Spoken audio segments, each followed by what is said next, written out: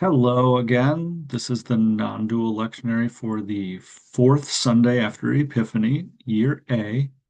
And today we have the Beatitudes, the Sermon on the Mount from Matthew. And I want to do something a little bit different because, the Beatitudes are powerful. And I think there's kind of, in my experience, there's two ways that they get talked about in church. Um, Neither of which is bad, but I think we can take a new take on this a little bit. The first way is sort of the very traditional, is sort of instructions for how to live, right? Um, Blessed are the meek means be meek, that kind of thing, right? I don't know. To be fair, I don't hear that so much. Maybe we should hear it more. But, not so much as instructions for how to be. The second that I hear a lot, or I have heard a lot, is something like these are descriptions of how God's universe or God's view of life or God's economy is flipped upside down from humanity, right? The things that are important to God are different from that are important to us. And this is Jesus trying to get us to understand that, something like that, like a way of better understanding God's view of the world. Well, that's not so bad. I mean, that's pretty good. But I still think that when I say it's pretty good, I'm kind of thinking of that may be about as good as we can do when reading this as separate selves, as psychological selves, right? As egos who are trying to make our individual way through the world. As a self, right?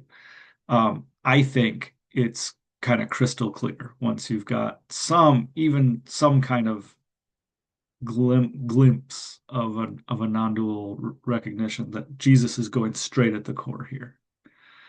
The things he's talking about are, yeah, they are flipping things upside down because they're meant to just go straight at, like, what do you think is important as a self? Like everything that the self would do to try and maintain itself, right? Success, power, money, memory, right? Like and being lauded, being remembered, making a name for yourself. He's undercutting all of it, all of it.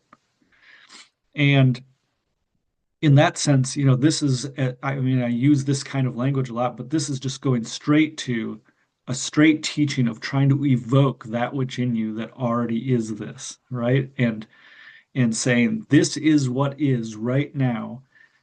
You can see it. Can the you that can see it step forward? um, so, I think that's the lens with which I'd like us to try to listen, to read this. It's poetry, right? It's poetry. It's, again, I think meant to evoke something. And so rather than sit down and analyze it and go through the lines and say, hey, look how you can see it this way. I want to kind of just sit with that sense for a second, right? Of, hey, what if we read this as speaking to our deepest nature, saying, hey, come forward. You know this, right? You know that the way the self tries to maintain itself is not all that's going on.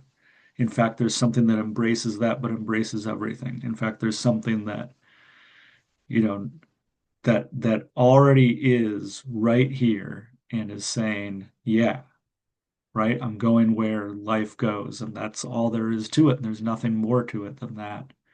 And so all the games, all the systems we play of trying to maintain ourselves and build up something are already in that sense meaningless before they even begin. And so if we can just kind of sit with that, and then what I'm going to do is just read this. But can we read it with that view, right? Can we approach it in that way and see what it evokes? And so if you'll join me then, Matthew 5, verses 1 through 12, the Beatitudes. When Jesus saw the crowds, he went up the mountain, and after he sat down, his disciples came to him, and he began to speak and taught them, saying, Blessed are the poor in spirit, for theirs is the kingdom of heaven.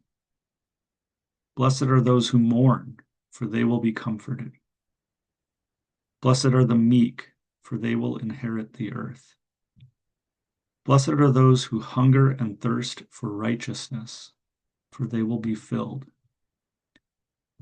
Blessed are the merciful, for they will receive mercy. Blessed are the pure in heart, for they will see God. Blessed are the peacemakers, for they will be called children of God. Blessed are those who are persecuted for the sake of righteousness, for theirs is the kingdom of heaven.